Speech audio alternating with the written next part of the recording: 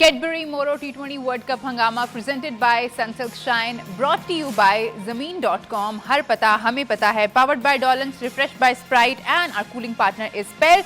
Programme में आप सबको बहुत बहुत वेलकम करती हूँ. मैं हूँ आपकी होस्ट इस्मा असलम. स्टूडियो में हमें ज्वाइन किया है 2 फॉर्मर टेस्ट स्किपर्स इंजमामुल हक एंड सलीम मलिक साहब ने. डिस्कशन का आगाज़ करेंगे हम आज वेस्ट इंडीज़ वर्सेस न्यूजीलैंड जो मैच खेला गया. न्यूजीलैंड जो है दूसरा मैच खेला और दूसरा मैच भी वो जीतने में नाकाम रहे. वेस्ट इंडीज़ ने अपना तीसरा मैच खेला इस वर्ल्ड कप कैंपेन में और तीनों के तीनों मैचेस उन्होंने जीत लिए हैं. तो इस वक्त लग रहा है कि सारी जो टीम्स हैं एक्सपीरियंस वो स्ट्रगल कर रही हैं कहीं ना कहीं अगले राउंड में क्वालिफाई करने के लिए. क्या सिर्फ कंडीशंस को कसूरवार ठहराना यहाँ पे मुनासिब है? इस पे बात करेंगे हम. सलीम भाई, आपसे शुरुआत करना चाहूँगी. हमने देखा न्यूजीलैंड भी अपना दूसरा मैच हार गई है. हालांकि उनको तो बहुत टाइम भी मिला बीच में. कल हम यही बात कर रहे थे कि स्केड्यूल बहुत अनऑर्गेनाइज सा लग रहा है. किसी टीम ने 3-3 मैच खेली है, किसी ने एक खेला है. न्यूजीलैंड ने दूसरा मैच खेला और दूसरा हार गया. देखें, ये इनके मैचेस तो ज़्यादा मेरे ख्याल वेस्ट इंडीज़ में जी जी वेस्ट इंडीज़ में तो था. इनको तो इस तरह स्ट्रगल नहीं करना चाहिए था. यहाँ जो यूएसए में हो रहे हैं उनकी तो समझ आती है कि विकेटें थोड़ा सा अच्छा नहीं खेल रही और टीमें स्ट्रगल कर रही हैं. मेरे ख्याल ये जो पहला मैच हारे हैं ना अफ़गानिस्तान से, हाँ जी, उनसे भी शायद इनका मोराल काफ़ी डाउन हुआ है. और प्लस सेकंड मैच उनका जो वेस्ट इंडीज़ के साथ आया तो होम ग्राउंड का एडवांटेज तो होता है ना. आपको हर चीज़ का पता होता है कि कौन सी ग्राउंड की पिच कैसा बिहेव करना है उसने. तो मेरे ख्याल वो पिछली सीरीज़ भी जो साउथ अफ्रीका के ख़िलाफ़ खेले वो वहाँ से नज़र आ रहा था कि मोमेंटम उनका बना हुआ है.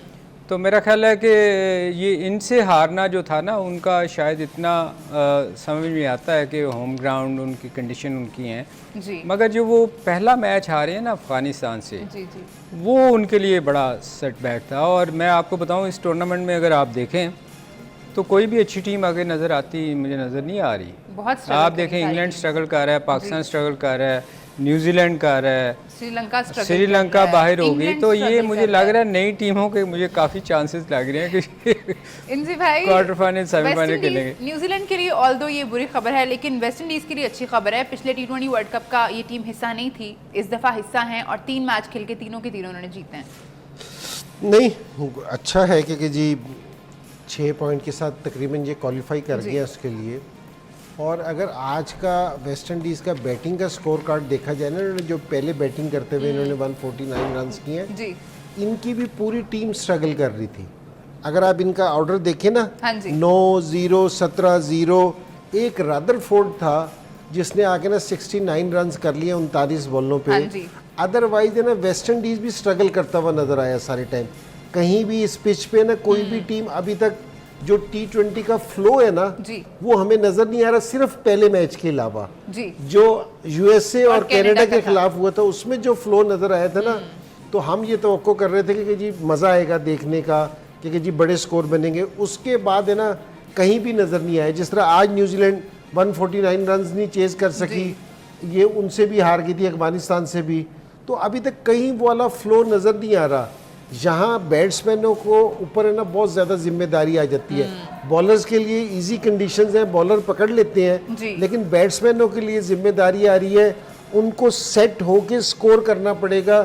इस T20 में, T20 वर्ल्ड कप में लग रहा है कि छक्के चौकों से स्कोर नहीं बनेगा. आपको इम्प्रोवाइज़ करना पड़ेगा, सिंगल दुक्कों पे खेलना पड़ेगा.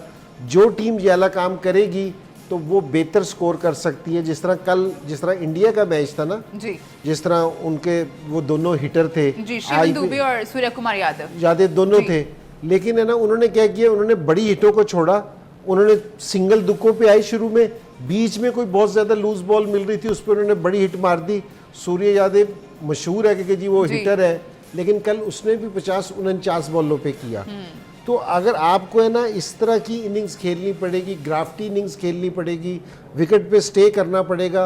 इस तरह नहीं होगा कि जी इवन के वेस्ट इंडीज़ में भी आपको नहीं इस तरह के स्ट्रोक्स मिलेंगे अभी तक जो विकेटें देखने में आई हैं. तो मेरे ख्याल में क्रेडिट जाता है वेस्ट इंडीज़ को क्योंकि जी पहली 4-5 विकेटें गिरने के बाद भी जिस तरह उन्होंने स्कोर अपना 150 पे ले आए. और फिर हालांकि न्यूजीलैंड ठीक है अच्छा परफॉर्म नहीं कर रही, लेकिन बड़ी टीम है, जी लेकिन उन्होंने उसको मगर मैनेज किया। जी इसमें ना एक चीज़ और है यार कि ये देखने वाली ये है कि इसमें ना T20 में आपको सेट होने का मौका नहीं मिलता, आपने आगे तेज़ खेलना होता है। मगर इसमें एक चीज़ जो करने वाली है बैट्समैनों की वो ये है कि जो सेट बैट्समैन है ना उसको फिर पूरा एंड तक जाना चाहिए इन विकेटों से जो हमें नज़र आ रहा है, क्योंकि आप जब 2 सेट बैट्समैन आउट होते हैं ना तो नए बैट्समैनों के लिए बड़ा मुश्किल है आके सेटल होना। तो जैसे इसमें देखें रदरफोर्ड ने जो 68 किया है वो एक बंदा ही था जो लेके एंड तक गया जी, 6 छक्के 2 चौके। और इसमें आप देखें इस टूर्नामेंट में जो बंदा भी सेट हो उसको ये सोचना चाहिए कि मैंने एंड तक लेके जाना है, और बाकी बेशक आके रोटेट करते रहें, कोशिश भी करें। जैसे बाकी इन टीमों में इसमें देखें 17 है सेकंड हाईएस्ट, किसी ने कोई स्कोर नहीं किया, साथ थोड़ा थोड़ा साथ दिया, मगर जो एक वाहद एक बंदा था जो सेट था वो एंड तक लेके गया। वेस्ट इंडीज की टीम तो इसीलिए मशहूर भी है ना कि एक ही चल जाए तो नहीं, मगर ये बाकी टीमों को भी इस तरह करना पड़ेगा, अदरवाइज आप स्ट्रगल करेंगे, आपसे स्कोर नहीं होगा। जैसे इंजी ने कहा कि इंडिया के देखें सेट वो प्लेयर जो रुकने वाले नहीं थे उन्होंने अपनी थोड़ी सी चेंज की है टेक्निक, आके आपको बारी लेनी पड़ेगी। ठीक है, स्पेशली यूएसए में, वहाँ जाके फिर भी शायद हिटें विटें लग जाएं, वेस्ट इंडीज़ में यहाँ नहीं लगनी। सलीम भाई ने भी बात की ना कि सिर्फ पाकिस्तान ही स्ट्रगल नहीं कर रहा सुपर 8 में जाने के लिए, अगर श्रीलंका की हम बात करें वो भी स्ट्रगल करेंगे, इंग्लैंड के मैचेस बाकी हैं, लेकिन जो सिनेरियोज अभी बन रहे हैं उसमें लग रहा है कि शायद इंग्लैंड के लिए भी मुश्किल होगी। न्यूजीलैंड ने 2 मैच हार दिए हैं, मतलब सारी जो एक्सपीरियंस टीम है इंजी भाई लग रहा है कि उनके लिए मुश्किल है ये, हालांकि हम एक्सपीरियंस्ड का लफ यूज़ कर रहे हैं तो मुश्किल होनी नहीं चाहिए। अगर हम ग्रुप्स की कंडीशन देखें, अगर हम स्क्रीन पे भी दिखा सके तो ग्रुप ए में इंजी भाई मैं चाहूँगी आप प्लीज़ ग्रुप ए की सूरत हाल ज़रा बताएं नाजरीन को। India, USA, Pakistan, Canada, Ireland. India जो है वो टॉप पे है इस वक्त 6 पॉइंट्स के साथ, यूएसए के 4 पॉइंट्स हैं, पाकिस्तान के 2 हैं, कनाडा के 2 हैं, आयरलैंड का कोई पॉइंट नहीं है। देखिए हमें तो यहाँ हमारा तो सारा खेल ग्रुप ए में है जी तो जो पाकिस्तान की सूरत हाल है ना, हम ये देख रहे हैं कि जी 2 मैचेस का होना बहुत ज़रूरी है, ठीक है ना। मैं ये कह रहा हूँ कि जी बारिश से पाकिस्तान बाहर हो जाए ना, उससे बेहतर है कि जी आप हार के बाहर हो जाओ, कि एटलीस्ट आप एक एफर्ट करती हुई तो नज़र आओगे ना, तो आप हार के बाहर हो जाओ, बशर्ते कि जी बारिश से आप बाहर हो जाओ। अगर यूएस जीत के जाता है कि जी अगर वो इसको आयरलैंड को मैच हराता है तो बहुत अच्छी बात है, कि जी क्रेडिट गोज़ टू अमेरिका के, कि जी जिस तरह की वो क्रिकेट खेल ले, कि कल का मैच भी मैं तो उनको कहूँगा कि जी वो अच्छा खेले इंडिया के ख़िलाफ़, तो बड़ी अच्छी चीज़ है कि जी अगर वो जीत के जाएगी। जो फोरकास्ट है ना रेन की कि दोनों दिन, ये ज़रा तकलीफ दे चीज़ है कि जी आखिरी एफर्ट जो भी है, पाकिस्तान बुरी क्रिकेट खेल रहा है, हम इस चीज़ पे है, लेकिन चांस तो है ना कि जी अभी भी अगर ये हारता है पाकिस्तान जीते तो पहुंच सकता है। अच्छा इंजी भाई, वैसे never a dull moment if you are a Pakistani cricket fan, तो आपको अपने मैच तो देखने ही हैं, आपको दूसरी टीम्स के भी देखने हैं और फिर दुआएं भी करनी है। देखिए जो पाकिस्तान जो सारों से बड़ा टूर्नामेंट जीता हुआ है ना आज तक, जी वो 92 का वर्ल्ड कप है। तो 92 के वर्ल्ड कप में भी हम सारे, सलीम भाई को याद होगा, क्राइस्ट चर्च में ना दुआएं थी, तो हम बैठे सारे अपने कमरों में दुआएं मांग रहे थे। जहाँ वो हुआ ना कि जी इसने बेंजामिन ने जी ब्रायन लारा को रन आउट कराया अगेंस्ट ऑस्ट्रेलिया, तो इतना शोर स्टेडियम में नहीं मिचा जितना क्राइस्ट चर्च के हमारे होटल में मिचा था शोर तो वो असल में इस तरह की सिचुएशन आ जाती है। उसके बाद ये कि जी पाकिस्तान ने ना सेमीफाइनल भी जीता आराम से, और ये कि जी उसके बाद फाइनल भी जीत गए, तो ये वाली मूवमेंट आ जाती है। कोई ऐसा नहीं है कि जी आप है ना कि ये पहली दफ़ा हो रहा है, नहीं हर दफ़ा होता है। हाँ। बड़ी दूसरी टीमें इस दफ़ा 6 टीमें स्ट्रगल कर रही हैं, इंग्लैंड भी स्ट्रगल कर रहा है, श्रीलंका भी वहाँ है, अभी बांग्लादेश है ना, बांग्लादेश भी 2 में से 1 जीता हुआ है, अभी वो भी 1 विक्ट्री पे है। जी। तो आगे देखो जी क्या होता है। इंटरेस्ट वैसे बढ़ता जा रहा है। हमें खुश ये होना चाहिए कि 6 और भी स्ट्रगल कर रही है। मैं आपको एक चीज़ और बताऊं इंजी, इसमें मज़ेदारी की बात ये, मतलब मैं नेगेटिव पहलू नहीं बता रहा, पर मतलब उस पर भी सोचना चाहिए कि देखिए अगर आयरलैंड दोनों मैच जीत जाती है फिर कुछ भी हो सकता है, तो गोलना कुछ उनके साथ है नहीं तो वो पहुंच जाए। नहीं देखो ये आप अभी उसको भी हम बाहर नहीं निकाल सकते। हाँ नहीं निकाल सकते, कि ये दो वो टीम ऐसी है जिसने पाकिस्तान को भी हराया हुआ है ठीक है और अभी रिसेंटली ये रहा है रिसेंटली। ठीक है जी।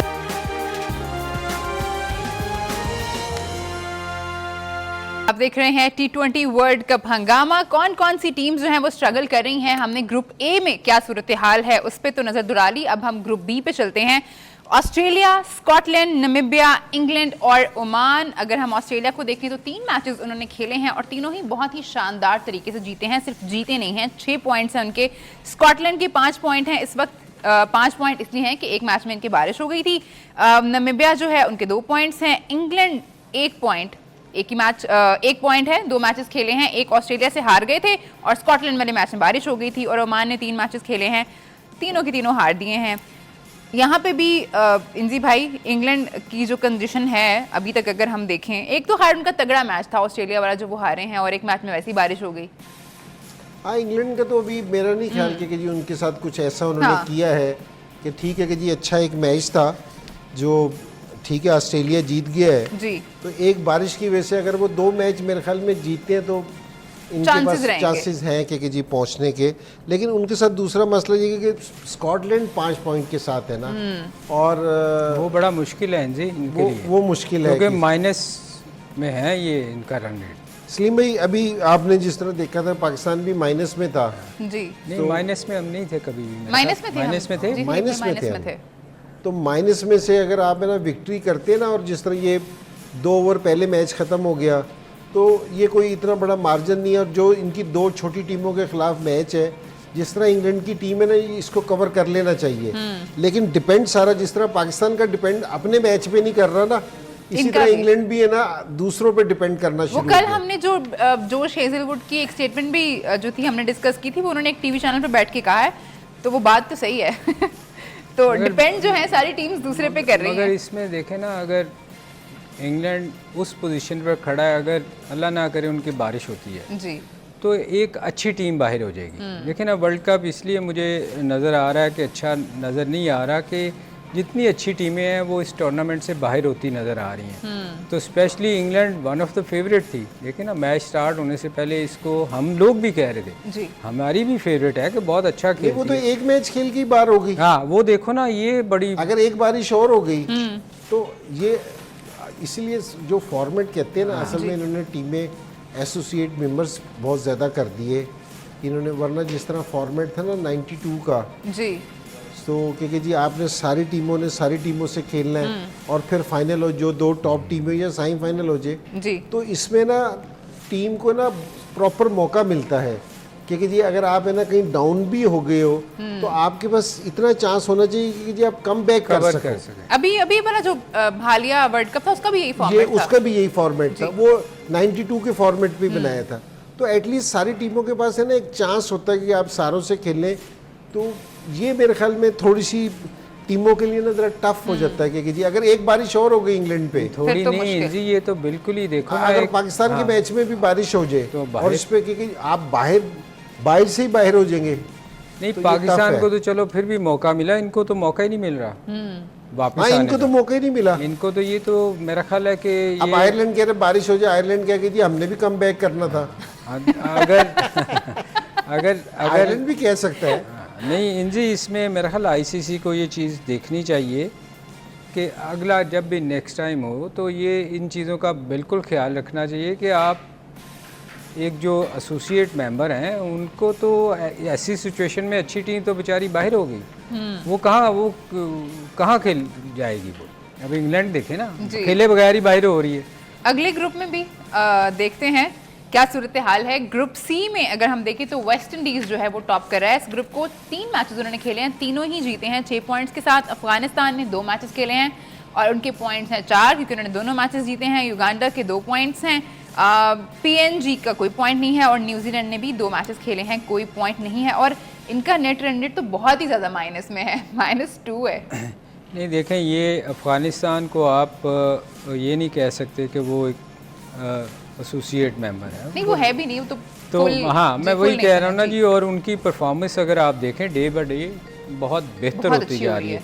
तो मेरा ख्याल है इस ग्रुप में अगर आप कहें कि वेस्ट इंडीज़ चूँकि वो उनका होम ग्राउंड है 3 मैच जीत गई है अफ़गानिस्तान को आप ये नहीं कह सकते कि वो ऐसे ही आ गई है, न्यूजीलैंड के साथ ज़्यादती हुई है और ये डिज़र्व करती थी और उसने अपनी जगह बनाई है जी। तो मेरा ख्याल है इसमें इतना कोई ख़ास फ़र्क नहीं पड़ा। न्यूजीलैंड अच्छा नहीं खेली, अच्छा नहीं किया उन्होंने, जाहिर है, तभी वो दूसरा बॉटम पे ये है। कि सलीम भाई चांस नहीं है इधर, वो इसलिए एक तो अफगानिस्तान, वेस्ट इंडीज तो थ्रू हो गया ना, वेस्ट इंडीज का तो नहीं, अब ये अफगानिस्तान का रहा है कि उनका जी कोई एक थ्रू नहीं है। एक पीएनजी से भी उनका मैच है कि जो जिस तरह का वो खेल रहे जी। हैं। दूसरी चीज़ देखने वाली ये है कि जिस तरह पाकिस्तान और उनका मैच है ना, इंडिया का जिस तरह स्ट्राइक रेट है 1.37 कुछ है जो प्लस में है, इनका अफगानिस्तान का जो स्ट्राइक रेट जो एवरेज है ना जो इनका है वो 5 पॉइंट समथिंग है, नेट रन रेट जो है वो 5.225 और इनका -2 में है। जी। तो ये अगर 2 मैच जीत के बहुत भी कवर करे ना और अफगानिस्तान ना जीते तो यहाँ तक इनके लिए पहुँचना बहुत मुश्किल है। तो मेरे ख्याल में ये राउंड में ना 90% से भी ज्यादा ना क्लियर हो गया कि जी इधर से कौन दो हाँ, टीमें इधर से आ कौन रही हैं, जा रहा है। जहाँ ये बहुत ज्यादा तो क्लियर ये है मेरा ख्याल ऑलमोस्ट कंफर्म ही है, एनजीटी जी। ये दोनों ही जाएंगे जी। और अगला जो ग्रुप है, आखिरी ग्रुप डी, उसमें साउथ अफ्रीका टॉप कर रहा है विद 6 पॉइंट्स। बांग्लादेश के 2 पॉइंट्स हैं, एक मैच उन्होंने हारा एक जीता है। नेदरलैंड्स के 2 पॉइंट्स हैं, एक मैच हारा एक जीता है। नेपाल का जो है वो एक ही पॉइंट है, बारिश हो गई होगी यकीनन इस मैच में। और श्रीलंका का जो है उनका भी एक ही पॉइंट है। 3 मैचेस उन्होंने खेले हैं, 2 मैच हार दिए हैं। तो ये सूरत हाल है जी ग्रुप्स की। अब अहम चीज़ हमने डिस्कस करनी है, हमने डिस्कस किया था चेयरमैन पीसीबी मोहसिन नकवी का बयान, जो उन्होंने जब टीम पाकिस्तान जो है वो इंडिया के खिलाफ हार गई थी तो उन्होंने कहा था कि टीम में लग रहा था कि शायद माइनर सर्जरी से काम चल जाएगा लेकिन बड़ी सर्जरी की ज़रूरत है। अब वो थोड़ा उस बयान से पीछे हटे हैं और उन्होंने कहा है कि अभी हमें टीम को सपोर्ट करने की ज़रूरत है। 2 मैचेस जो बाकी हैं टीम के, एक मैच बाकी है, उसमें हम सपोर्ट कर रहे हैं और दुआ करें कि टीम जो है वो आगे जाए सुपर 8 में। देखें मैं थोड़ा सा इसमें कर दूँ। देखें वो उन्होंने कोई अपनी स्टेटमेंट से नहीं हटे, ना यू टर्न लिया है। देखें जब आप चेयरमैन होते हैं ना या आप कैप्टन होते हैं टीम के, तो आप ये तो कभी नहीं हो सकता ना कि आप ये कहें कि ये मैं अपनी टीम को बैक नहीं कर रहा। नहीं, ये तो नहीं। नहीं, कभी नहीं होएगा ना। जी जी। तो चूंकि वो चेयरमैन है तो वो ये कैसे कह दें कि मेरी टीम गंदा खेले और मैं इनको बैक नहीं करूंगा, या कप्तान ये कहे जी मेरी टीम ने बुरा किया है टूर पे, स्पेशली जब आप टूर पे हो। हाँ, आपकी ये स्टेटमेंट आप उस वक्त यू टर्न ज़रूर कहें कि जब चीज़ें चेंज ना हो। मेरा अपना ज़ाती ख्याल है कि आप थोड़ा वेट कर लें, इस चीज़ को थोड़ा इंतज़ार करें। अगर चीज़ें ना चेंज हुई तो फिर हम भी इस पे शोर मचाएंगे कि ये क्यों नहीं चेंज हुई, क्योंकि इवन दो अगर हम क्वालिफाई कर भी जाते हैं मगर मेरा ख्याल है कि हमें सर्जरी की फिर भी ज़रूरत है। अच्छा, उन्होंने ये भी कहा है, ये बड़ी इंटरेस्टिंग बात है इंजी भाई, उन्होंने कहा है कि मुशावरत जारी है, फिलहाल इस मौके पे मजीद बात नहीं करनी चाहिए, हमें जैसी भी टीम है उसे लेकर हमें इस टूर्नामेंट में आगे चलना है। नहीं, ये कह दिया ना उन्होंने। ये जैसी भी टीम है। ये चेयरमैन की स्टेटमेंट है ना जी जी, बहुत अच्छी है। ठीक है। वो इसलिए कह रहा हूँ कि जिस टाइम है ना ये ओडीआई का वर्ल्ड कप हो रहा था तो उस टाइम मैं था चीफ सेलेक्टर। हाँ जी।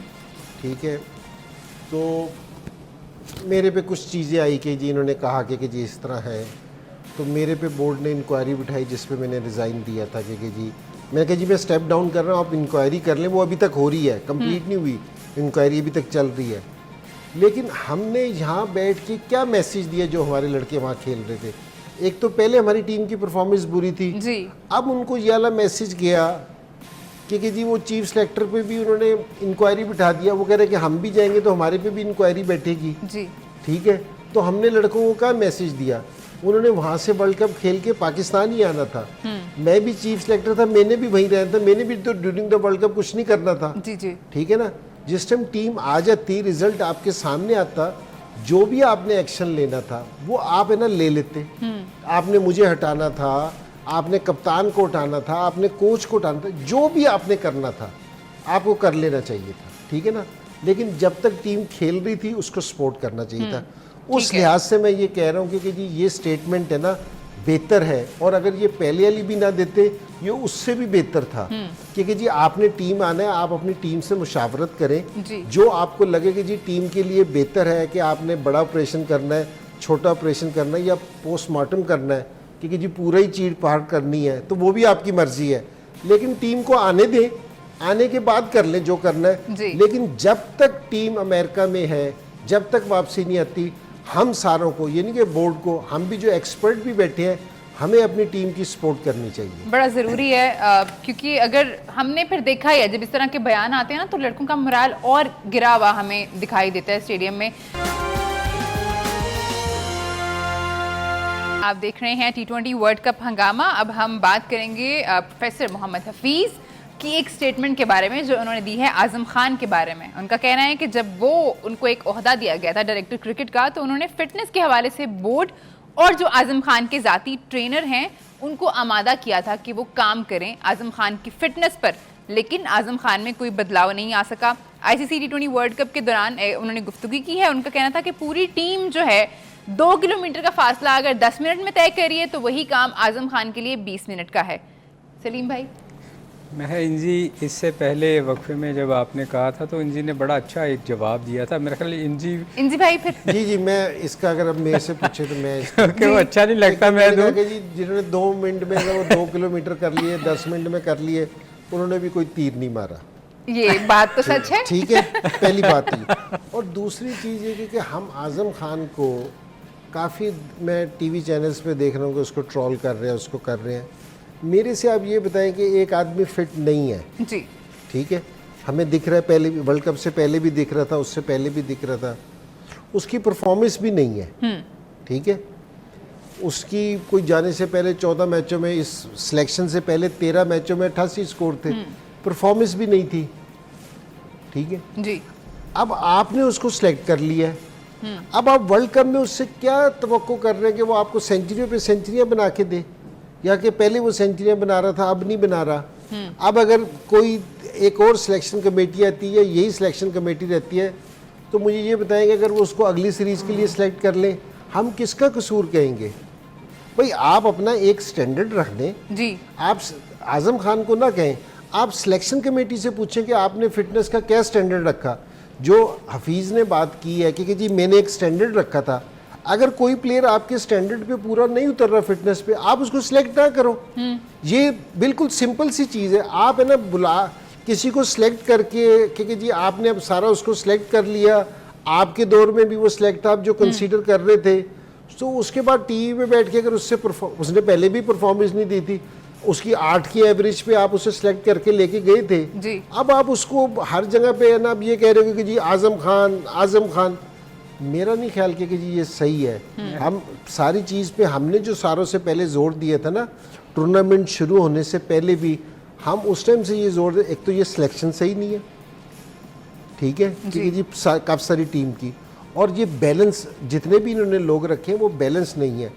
तो मेरे ख्याल में कि जी अगर किसी का वेट ज़्यादा है या कोई चीज़ ऐसी है, उसको ये नहीं कहना चाहिए कि ये ज़हनी तौर पे ठीक नहीं है, ये इस काबिल नहीं है, तैयार नहीं है या इस चीज़ पे है, जी। तो आप इसको ना सिलेक्ट करो यार। एक और चीज़ भी इन्होंने कही थी जी, अगर याद हो कि जी चूँकि ये कैरिबियन लीग में बहुत अच्छा खेला है, हाँ जी, तो हमने इसलिए सिलेक्ट किया है।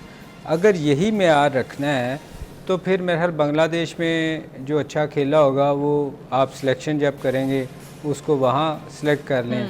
जो ऑस्ट्रेलिया में कभी जाके लीग खेलता है वो अच्छा खेला होगा। मतलब ये कोई तरीकाकार नहीं है जो इनकी बात कर रहे हैं ना। नहीं कोई लीग की सिलेक्शन है ना जी। अब देखो आप है ना सिर्फ उसको इस चीज़ पे ना उसका करोगे कि जी आपका वेट ज़्यादा है तो उसी पे आपने उसको सिलेक्ट किया। आपने आज़म खान को लीग की परफॉर्मेंस पे क्यों कह रहे हो? आपने उस्मान को भी तो लीग की परफॉर्मेंस पे सिलेक्ट किया, उसने भी कुछ नहीं किया जी। आप उसको क्यों नहीं कुछ कह रहे? ये इंजी ये होगा ना, फिर मैं ये कह रहा हूँ तो कि ये इन्होंने ये उमर अकबल की बात की थी, वो भी कह रहे थे कि जी मुझे डायरेक्ट टीम में लेके आओ, अगर वो भी कह रहे मैं भी कोई लीग खेल के डायरेक्ट टीम में आ जाऊँ। तो आप जिस टाइम तक ये वाली बात किसी एक प्लेयर के लिए करना ना, देखो अगर ये कोई भी प्लेयर है जिस तरह आज़म खान है या कोई दूसरा प्लेयर है, अगर इनसे परफॉर्मेंस नहीं हुई, लेकिन ये हमारे ही लोग हैं, इनसे क्रिकेटिंग लैंग्वेज में आप बात करें, क्रिकेटिंग लैंग्वेज से आप हटे ना इस चीज़ को, ये ज़रा मेक श्योर करना चाहिए सारे लोगों को। और इंजी भाई ये प्लेयर्स के लिए भी कितना डिस्ट्रक्टिव है, अगर आप उनकी फिटनेस पे कॉम्प्रोमाइज करके उनको टीम में ला रहे हैं तो वो तो कभी काम ही नहीं करेंगे ना फिर अपनी फिटनेस पे। उनको तो पता है हम तो ऐसे ही सिलेक्ट हो जाएंगे। बिल्कुल सिंपल सा रूल है ये। मेरी सिलेक्शन में जिस टाइम मिकी आर्थर आया था ना, हमने बिल्कुल स्ट्रेट अवे ये उमर अकमल बाहर हुआ था इस चीज पे, उस टाइम हमारे वो भी शोर यो मचा टेस्ट था। वाली बात कर जी जी कि जी हमने जो योयो टेस्ट था हमारा, या बिलीव टेस्ट आप कह लो, जी, जी। 17.3 था। जी हमने बिल्कुल जो पूरी दुनिया की टीमों में ना सारों से कम था हमारा स्टैंडर्ड, हमने वो रखा था कि जी एटलीस्ट इसको किसी भी स्पोर्ट्समैन को ना इसको पास करना ज़रूरी है। जिस टाइम कुछ प्लेयर उस पर भी पास नहीं हुए थे, तो हमने उनको जिस टाइम रेस्ट दिया था तो बहुत शोर मचा था। आप एक स्टैंडर्ड रख दें कि जी हमारी फिटनेस का मुझे ये भाई वाला ये टेस्ट स्टैंडर्ड है। खत्म किसके आने के बाद हुआ है? क्योंकि काफी टाइम तक तो टेस्ट ये चलता था और उसकी बेस पे ही आप सिलेक्शन हो रही थी, तो ये खत्म कब हुआ है टेस्ट? मेरे ख्याल पे ये वसीम मोहम्मद वसीम जब जी चीफ सिलेक्टर बने ना, अच्छा। और हालांकि उनको मिसबा ने भी इसको कंटिन्यू किया था। मिसबा ने कौन मिसबा भी फिटनेस का है ना वो ख्याल रखता था कि जी जो टीम में सेलेक्ट हो जी। तो उसकी फिटनेस बेहतर होनी चाहिए, स्टैंडर्ड था। तो ये सलीम भाई सही कह रहे हैं कि जिस टाइम मोहम्मद वसीम आया था ना, जी। उस टाइम चीज़ें उसको कॉम्प्रोमाइज़ की गई थी। मैं बताता हूँ थोड़ा जी। हिंदी। देखें उस वक़्त ना इसको चीफ सिलेक्टर इसी वजह से बनाया गया था कि फलां काम पे आपने कॉम्प्रोमाइज कर रहे थे। ये देखें ना, हमारे यहाँ यही जो चीज़ें हम रोते हैं कि आप जब चीज़ें आपको जब सिलेक्ट किया जाता है किसी चीज़ की सिलेक्शन के लिए या आपको बनाया जाता है, तो आप ईमानदारी से काम नहीं करते, आप कॉम्प्रोमाइज़ करके आते हो। जब आप कॉम्प्रोमाइज़ करके आते हो तो फिर आगे भी आपको कॉम्प्रोमाइज़ करना फिर आप पड़ता है। देखिए ना, अब मतलब टीम की हालत भी तो देख लें, आप परफॉर्मेंस भी देख लें। जब आप फिटनेस पे कॉम्प्रोमाइज करेंगे तो फिर कैसे उस वक्त मुझे याद है रमीज थे उस वक्त हमारे चेयरमैन, तो उन्होंने आते ही वो जो टीम अनाउंस हुई थी कुछ चेंजेस भी की थी, आपको याद होगा। उसकी रीज़न ये थी कि इस बंदे को लाया इसलिए गया था कि कुछ प्लेयर्स को हमने सेलेक्ट करना है, आपने बोलना नहीं है। और हमने काफ़ी उस वक्त भी शोर मचाया था कि ये क्यों है। आप देखें ना, फिर वही बात आती है कि जो नीचे हमारी एकेडमी में लोग बैठे थे उसका ताया बैठा था, तो उसकी वजह से फिर सिलेक्शनें गलत होती हैं ना।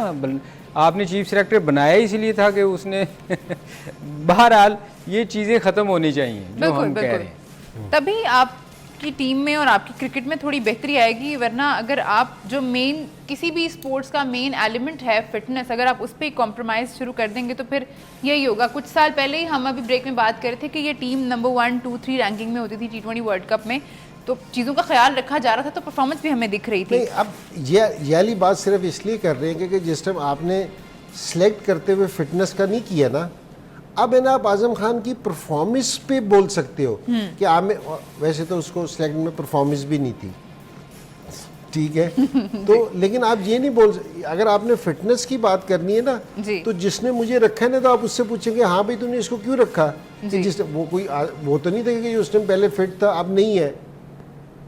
जी उस वक्त योजो टेस्ट जो आप बता रहे हो ना, आपके टाइम पे जब था वो उस वक्त भी था, उस वक्त सारा कुछ इन्होंने ख़त्म कर दिया था। जी जी सारी चीज़ें ख़त्म कर दी थी सिर्फ इसलिए कि टेस्ट होएगा तो पास नहीं होया जाएगा। तो देखें ना आप, एकदम एक दिन कोई रूल रखते हैं, दूसरे दिन कुछ। जब एक ने सेट पैटर्न रखा हुआ है जो इंजी बता रहे थे कि हमने रखा था, तो वो उस पर फिर कॉम्प्रोमाइज़ ऐसी चीज़ों पे आप जब करेंगे तो फिर आप से टीम से क्या एक्सपेक्ट करते हैं कि टीम। और फिर इंजी भाई ये चीज़ भी तो बड़ी ज़रूरी है कि आप अभी तो खैर बाबर आजम को काफ़ी टाइम हो गया है, उनको हटाया गया था, शाहीन को लाया गया। आप अगर हर सीरीज़ के बाद या हर टूर्नामेंट के बाद कप्तान चेंज करने की बात कर दें, कोच चेंज करने की बात कर दें, तो इससे भी तो इफेक्ट होता है ना फिर आपका रिजल्ट। नहीं, प्लेयर्स का ना कॉन्फिडेंस शेक हो जाता है। और ये जो स्टेटमेंट की बात कर रही थी या मैंने अपनी बताई थी सिलेक्शन वाली, कि आप प्लेयर्स को खेलने दो। हमारे प्लेयर्स को ना देखो, जिस टाइम आप पे बुरा वक्त होता है ना, उस टाइम आपको अपने इर्द गिर्द वाले लोगों की सपोर्ट की जरूरत होती है, ना कि क्रिटिसिज्म की जरूरत होती है। मैं आपको एज ए प्लेयर बता रहा हूँ कि जिस टाइम मेरे से स्कोर ना हो रहा हो या मैं कप्तान था, टीम हार रही हो, ये नहीं है कि जी मेरे पे क्रिटिसाइज करोगे जी मुझे नहीं पता। ये एक अलहदा से हमारी बेवकूफ़ी है कि मुझे पता तुझे नहीं पता। उस टाइम उसको ना अच्छे अल्फाज की ज़रूरत है, ठीक है ना, उसको हौसले की ज़रूरत है। जिस टाइम वो देते वो अपनी जाके एफर्ट लगाता है पूरी। तो अभी भी ये है कि जी आपको जिस टाइम आपने कोई चेंज करनी है ना, अगर आप शाहीन को लेके आए थे, शाहीन को आप लेके आते ना तो फिर उसको एक गो देते, क्योंकि जी उसको देते तो सही 1-2 साल। कोई ये पाकिस्तान की कप्तानी कोई खाला जी का घर है कि जी एक दिन में ही आपको आ जाएगी। अगर आप फिर बाबर आजम को लेके आओ, उसको एक गो तो अब सारे टाइम ये डर रहता है, पाकिस्तान पहला मैच हारता है तो बात क्या होती है, इसे कप्तान हटा दो। हाँ जी, सबसे पहले ये बात शुरू होती है। ठीक है ना जी, कप्तान हटा दो जी, ये चीज़ का। तो ये अलग कल्चर है ना, हमें ख़त्म करना पड़ेगा। ठीक है, हमारे जो प्लेयर्स हैं उन पे ट्रस्ट करना पड़ेगा, हमारी सिलेक्शन का लेवल को अपने बेहतर करना पड़ेगा, डोमेस्टिक सीज़न को बेहतर करना पड़ेगा, अपने स्ट्रक्चर को बेहतर करना पड़ेगा, तो फिर कहीं जाके हम बेहतर होंगे। वरना इसी तरह बातें करते रहेंगे हम लोग। और काफी सालों से कर रहे हैं। पहले यही मेरे पे चलता होती थी, रहेगा। अब मैं करने लग गया हूँ। अब हम चले जाएंगे तो कोई और ये जो खेल रहे हैं ये करनी शुरू कर देंगे आके। जी आप ये देखो कि दुनिया में दूसरी कंट्रीज किसी को भी उठा के देख, जी वेस्ट इंडीज़ और एशियन टीम्स के अलावा इंडिया को भी इवन देख लें, वो बड़े लंबे टाइम के लिए कप्तान बनाते हैं। जी। वो कभी ये नहीं होता सीरीज़ 2 सीरीज़ के लिए। आप ऑस्ट्रेलिया को ले लें, इंग्लैंड को ले लें, जो भी कैप्टन बनता है ना वो फिर उसको लंबा लेके चलते हैं। और आपको हमेशा मैं कहता हूँ कि विजन होना चाहिए कि जी। किस प्लेयर में कितनी एबिलिटी है और आपने किसको बनाना है और इसने पाकिस्तान के लिए लंबा खेलना है। तो ये हमारे यहाँ ये कॉन्सेप्ट है ही नहीं। हम सीरीज़ टू सीरीज़ जाते हैं कि यार ये वाली सीरीज़ निकाल लो, और फिर इतने कप्तान बना देते हैं कि टीम में इतनी लड़ाइयाँ होती हैं कि हर बंदा हर सीरीज़ के बाद ये सोच रहा होता है कि अगली बारी मेरी है, मतलब वो मैं सारी जो क्यों ना बातें बाहर कप्तान हो रही थी उनके कॉन्सिक्वेंसेस तो फिर होंगे ना। अगर आप अब हर है ना सीरीज काफी की सारे बात- ग्रुप है ना वर्किंग में होंगे कि शायद हाँ। वर्ल्ड कप के बाद हम कप्तान हो जाए। वो जो इंजी बात कर रहे हैं ना कि यार वो उधर एक फोकस दूसरे की जगह को ना इस पे फोकस हाँ, होगा कि focus अब इस चीज़ पे। कहाँ हो। इंजी जो बात कर रहे थे ना कि उस वक्त ज़रूरत होती है जब जी। आप अच्छा नहीं कर रहे होते, इस वक्त ज़रूरत इसलिए पेश नहीं आती कि आप हर बंदा तो कप्तानी के चक्कर में पड़ा होता है। वो आपको क्या बताएगा, वो सोचेगा कि मैं अगला कप्तान हूँ। तो ये चीज़ें जो है ना, ये जितनी देर आप किसी को लंबा कप्तान नहीं बनाओगे ना, ये ख़त्म नहीं होएगी। क्योंकि हर टूर के बाद हर बंदा सोच रहा होता है कि मैं कप्तान होऊंगा अगला। ये चीज़ें ख़त्म करनी चाहिए ताकि बहुत सारी चीज़ें आपकी ना बड़ी कुछ ऐसी खत्म खबरें हो भी आई थी जाएं। सलीम भाई, जब इंडिया में टीम वर्ल्ड कप खेल रही थी और पीछे से मीडिया पे और बोर्ड के इस तरह के बयान आ रहे थे, तो आधे लड़कों ने तो शाहीन शाह अफरीदी को मुबारकबाद देना शुरू कर दी थी कि आप जो हैं वो अगले कप्तान हैं। तो वही बात है कि आप जब तक आप ही माहौल सही नहीं रखेंगे टीम का, तो कैसे आपको जो है परफॉर्मेंस पे दिखेगी। बहुत शुक्रिया आप दोनों का प्रोग्राम में हमारे साथ देने का। आप लोगों का भी बहुत। आपसे मुलाकात होगी रात 11:03 पर। अपना बहुत ख्याल रखिए, देखते रहिए 24 न्यूज़।